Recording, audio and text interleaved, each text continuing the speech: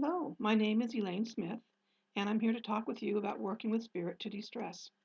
So let's talk about 5 tools and gizmos for de-stressing with spirit for the holidays. The first tool I'd like you to know is to remember. Think about the tools for relaxing that you already know, but might forget to use when you are stressed. These may come from the traditions of your belief systems or from other things that you have learned. Let's start by remembering that we are all energetic or spiritual beings living in a human body. We relate to each other and the world around us in energetic ways. The things we do and feel can be explained in terms of energy. What rituals or yearly holiday habits do you have that help you to de-stress?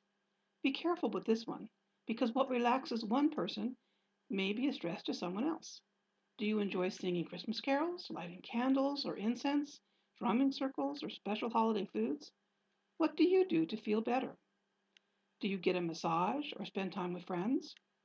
Rituals can be long set in tradition or simply something you usually do. It is simply important to pick ones that you enjoy that relax you. Prayer or connection to Source can be very relaxing for some. If you are feeling overwhelmed, remember to turn problems over to Source. Now, make a list of what you already know so that you can refer to it during times of stress. If you're like me, you tend to forget your tools when the world seems like it is falling apart.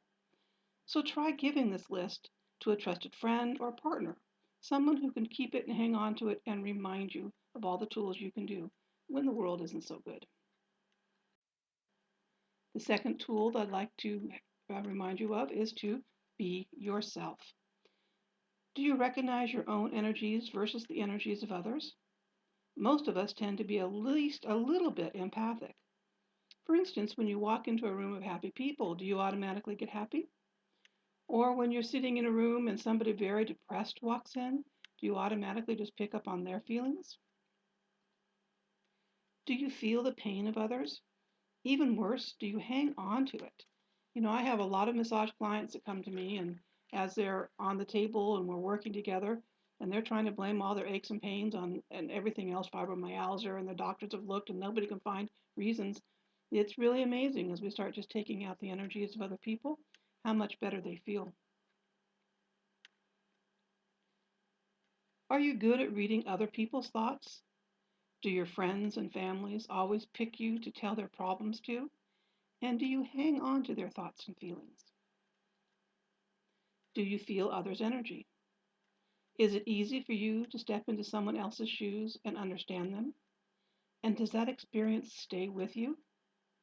While it is wonderful to understand and help other people, it is harmful to you to retain the energies and feelings of others.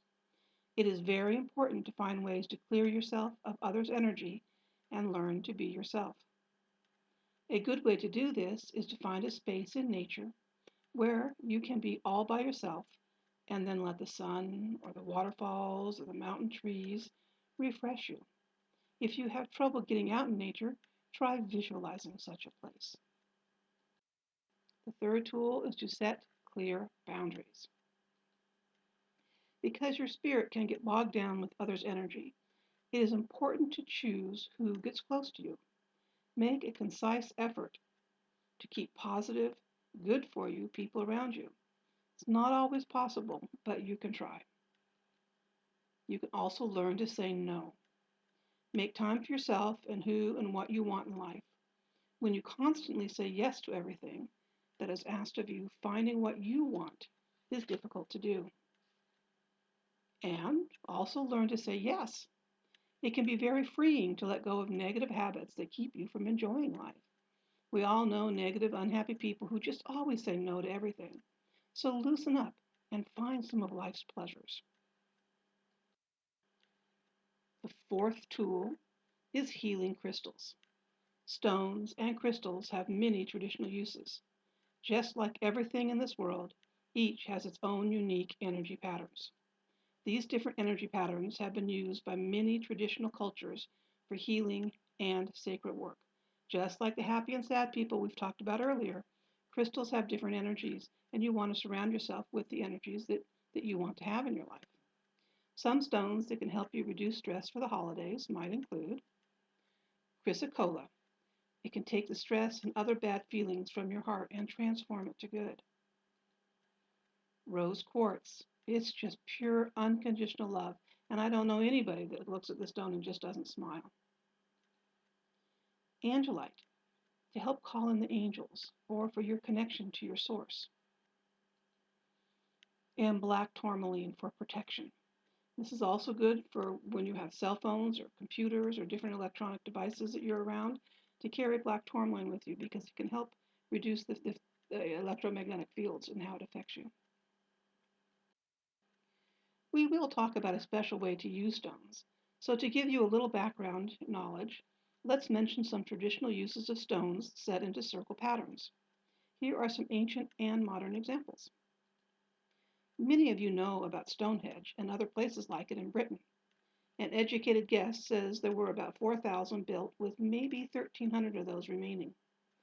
While there are many theories of their original use and intent, we can all agree that they are stones set in a circular pattern. Native Americans created medicine wheels or sacred hoops. These were, and sometimes still are, used to honor the four directions and for healing and sacred teachings. Tibetan Buddhist monks still make wonderful sand mandalas, like they have for years. These are out of crushed colored rocks, and these are destroyed afterwards to represent the transitory nature of the material life.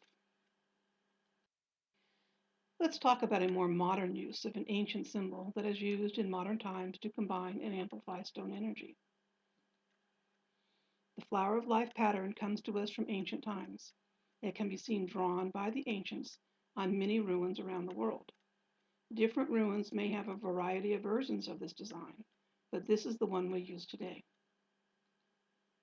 Sacred geometry shows us that all patterns in life can be mathematically shown through this pattern. This can be used for energetically creating anything you want. Sacred stone grids can be created by laying stones out in this geometric pattern. This combines and amplifies the energy of the stones. Choosing specific stones with specific properties can change the intent of each sacred stone grid. By using the stones we talked about earlier, we can create a specific holiday de-stress sacred stone grid layout. You can see rose quartz in the center, surrounded by sets of angelite, chrysocolla, and black tourmaline. Setting this grid up in your home will help you to ask for protection from source while healing your heart of old pains and stresses. The fifth tool is to be magnificent. Accept how great you are. This comes from a non-ego, non-entitlement point of view, but it's amazing. Look for the good in yourself as well as in those around you. And know that you are equal but not better. Keeping energetically equal means you are not a doormat or a dictator. A doormat is always stressed trying to please others. A dictator is always stressed needing to be better or in charge. Keeping equal allows for less stress as you can be what you need to be in the moment. Whether you are in charge or the person with the lowest authority in any given situation, energetically and in spirit, you can be equal to everyone. Practice being magnificent with visualization. You can become aware of your energetic body or your aura. You can learn to expand your energy whenever you want to feel your brilliance. Let's try a visualization that you can practice until you can feel magnificent whenever you need to. So, let's start by getting comfortable. You can either sit or stand, lay down, whatever's a comfortable position for you, and you might want to go ahead and get into that now. Take a few deep breaths, in through your nose, out through your mouth, and just let whatever stress you're willing to let go of just float away as you do that every exhale. And then you want to get grounded. Connect yourself to source as you know it. Feel yourself grounded to the earth. If you can, connect with your feet flat on the ground. Feel your energy connected to the earth. You may visualize roots growing out of your feet and into the ground. Now close your eyes. There will be pictures, so you can peek if you want to, but closing your eyes really helps to keep distractions away from your visualizations. Next, we want to collect your energy. And to start doing that, I would ask you to place your hands on your solar plexus chakra. Through your mind's eye, look for a ball of energy. It's inside your body, just behind your hands. If you do not see this, simply visualize it there. This is your own energy or your life force. You may feel this as a brilliance, you may feel this as a heat, you may not feel it all again, and if you don't feel it, just go ahead and visualize that it's there. Now place your hands on your heart chakra and do the same thing. You're going to be looking for your energy, your life force behind your hands that's inside your body.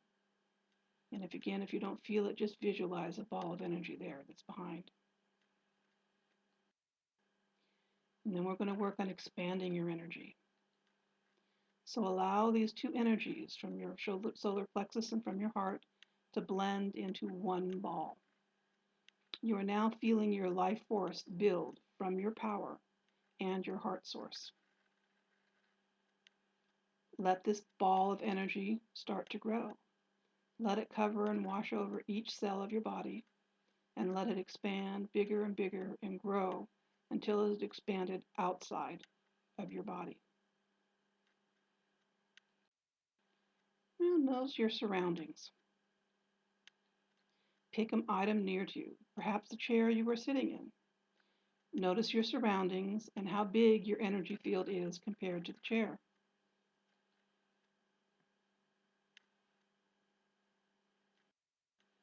Now imagine your body and your energy ball growing bigger than your chair. Continue growing bigger, bigger than the room, maybe bigger than the building. How big? You can feel your body and your life force or aura being very large.